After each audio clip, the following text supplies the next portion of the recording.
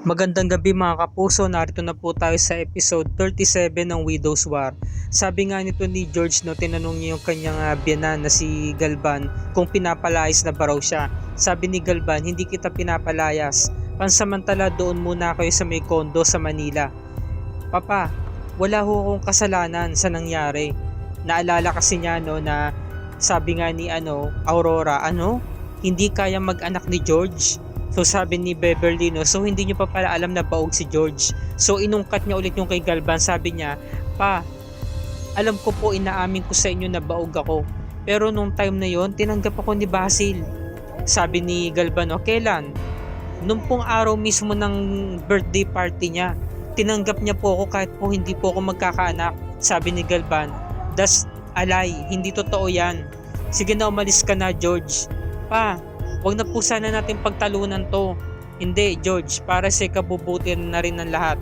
Pa, nakapagdesisyon na ako. Mag-sorry ako kay Beverly at luluhod ako sa kanya.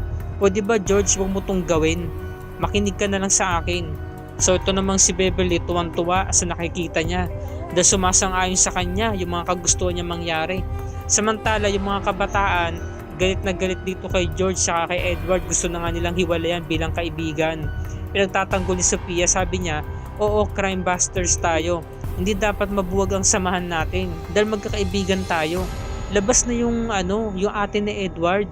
Kung ano man yung kasalanan na nagawa ng ate ni Edward, labas na siya doon sa Edward. Wag na natin siya idamay." Ngayon dumating itong si nanay niya, si Vivian.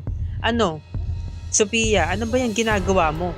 Bakit mo pinagtatanggol si Edward, yung kapatid ni George? Tandaan mo, kapatid siya ni George, kaya kaaway natin siya. Di mo dapat siya kinakampihan." Ngayon sabi naman ni Galvan, "Gumagawa ka lang ng istorya, George. Hindi totoo yung mga sinasabi mo. Hindi talaga siya naniniwala na tinanggap ni Basil si George kahit ito hindi magkakaanak." Ngayon wala na nga nagawa si George kundi hinayaan na nga ng mga tauhan ng Palacios Estate na kunin ng mga gamit niya, 'di ba? At umiiyak na lamang siya. Samantala sinabihan ni Vivian yung mga kabataan na sabi niya, "O ano pang ginagawa ninyo? Umalis na kayo. Tapos na ang palabas." Umalis na si Louie sa kayong kaibigan niyang isa. Ngayon tinanong siya ni Sophia, sabi niya, "Ma, pati ba naman ikaw naniniwala na may kasalanan si Ate George?" "Mali ko," sabi ni Vivian, "pero isa lang ibig sabihin nito.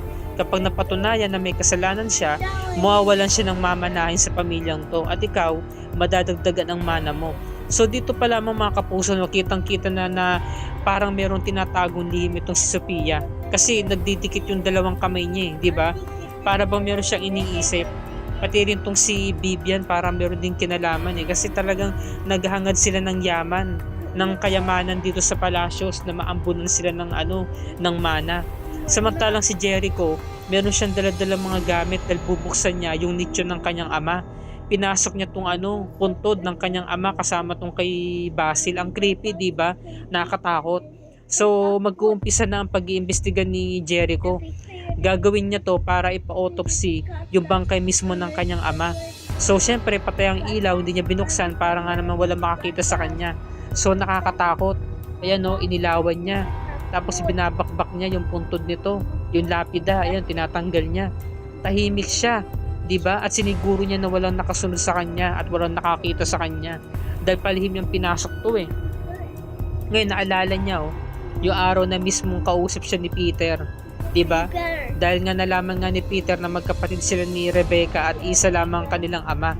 So ginagawa niya to para malaman niya kung ano ba talaga ang ikinamatay ng kanyang ama kasi talagang mysterious, 'di ba? Hindi pa rin niya masagot yung katanungan kung papaano nga naman namatay yung kanilang ama. So naghihiganti siya. Samantalang itong si Aurora tuwang-tuwa at kailangan niya rin mag-celebrate na mag-isa dahil nga sa wakas nabuwasan na ng isang pamilya dito sa Palacios. Yun na yung pamilya ni George. Syempre, tuwang-tuwa nga itong si Aurora kaya sabi niya, "Iwan mo na ako mag-isa, Amando. Salamat, pakisarado ang pinto ah." Ngayon, kinuha niya yung pagkain niya at idinala niya to sa secret door. Alam natin na meron sa sikretong pintuan, di ba? So, tagong-tago ito, siya lamang ang nakakaalam nito.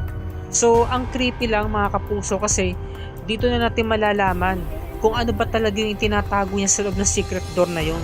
So, dito pa lamang alam ko na parang meron tao dahil inilagay niya yung pagkain sa loob eh. Ngayon ito namang si Sam, pinuntahan sa presinto si Francis para dalawin. Nakita niya doon sa logbook na nandoon si Georgina Balay. So si George yun. Pumunta siya ng presinto para dalawin din si Francis. Nilag niya na yung pangalan niya, di ba? Ngayon nakakarinig na siya ng ingay sa loob. Doon pa lang sa loob ng kulungan. Ngayon ito namang pulis, kinuusap si Francis, sabi niya, Francis, may bisita ka. Samantala ito namang si Aurora, meron siyang kinakausap, so kumpirmado, talagang meron tao sa loob.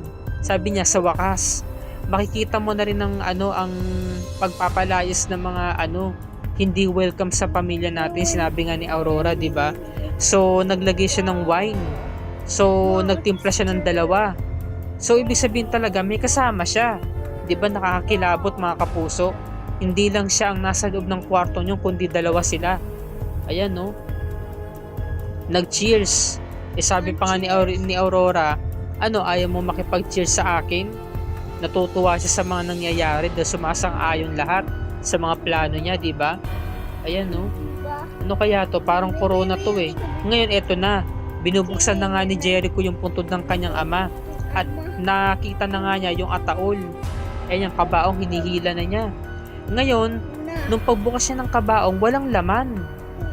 Diba nakakapagtaka, saan napunta yung kalansay ng kanyang ama? Si Rodolfo Palacios. So, iisa lamang ibig sabihin nun. Kasama siya ni Aurora. Maaring buhay ang kanyang ama o di kaya nakapreserve ito na bangkay. Kinakausap ni Aurora, parang nababaliw ba? Ito namang si Francis, sinalubong na malakas sa sampal ni George. Si George ang nauna kay Sam eh. Nauna lamang ng ilang minuto. Kasalanan mo to, nandahil sa iyo kaya nasira ang buhay ko. Pinatay mo si Basil. Kriminal ka. Sabi naman ni Francis, wala akong kinalaman dyan, George, wala akong kasalanan. Inosente ako. Ilang beses ko na bang sinasabi so hindi ako naniniwala sa iyo. Pinagsasapak ni George itong si Francis. Dumating naman agad si Sam. Sabi ni Sam, huwag mong saktan ng kapatid ko, George. Ako ang kalabanin mo, ako ang harapin mo. Para saan pa ha? Sinira niyo ang buhay ko. Nandahil sa inyo kaya nasira ang buhay ko. Walang kasalanan si Francis. Hindi, makasalanan kayo mga Castillo. Ikaw, ang nanay mo, pati ang kapatid mo. Sinira niyo ang buhay ko. Ngayon, masaya na kayo? Umalis tong si George, nag-back out.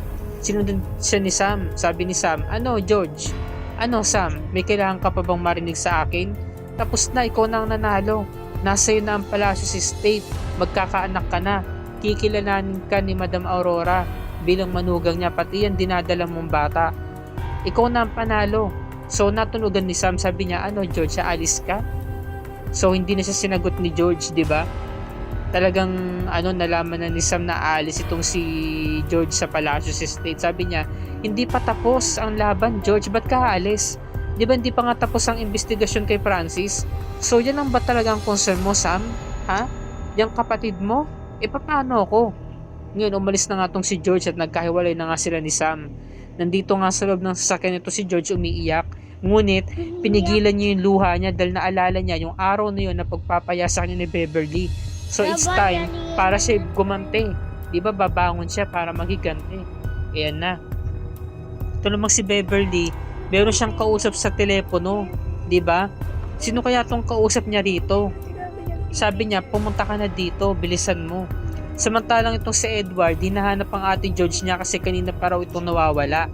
Nag-i-impake na sila ng nanay niyang si Ruth. Hindi naman niya kasi alam na kanina pang hapon, pinaalis siya ni Galvan. Diba? Kinuha na yung mga gamit niya. Ngayon, pinuntahan siya ng tatlong kabataan, sina Sofia. O Edward, sabi naman ni Edward, nandito pa pala kayo. Ano ginagawa niyo dito? We heard what happened to you. Kamusta ka? Eto, hinahanap ko nga si ate George eh. Nasaan kaya siya? Nag-i-impake na nga kami ni nanay eh. Hindi rin siya sumasagot sa mga calls and text ko. Ngayon, eto namang si Beverly, hindi niya alam. Habang siya nakadungo sa bintana, meron na nakapasok ng kanyang kwarto. Nakasuot ito ng kulay itim.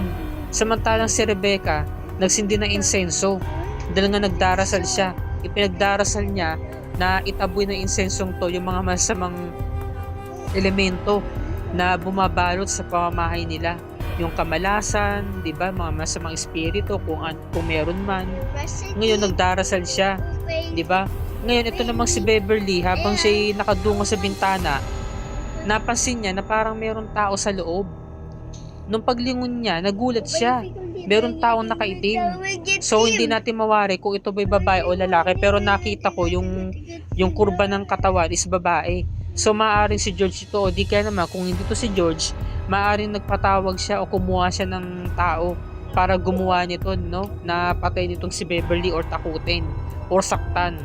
Ngayon humihingi na ng tulong si Beverly. Sabi niya, huwag mo akong sasaktan. Tulong, tulong. Kumakatok siya doon sa may bintana. Kumakatok siya. Ngayon, ito namang mga kabataan na to, nagkahiwa-hiwalay na sila para hanapin nga si George. Ngunit naantala yung paghiwalay nila dahil nga narinig nga nila yung malakas na sigaw nito ni Beverly. Ngunit bago yon, narinig muna nila itong sigaw ni Sophia kasi nga si Sophia ang nakakita gamit yung telescope, 'di ba?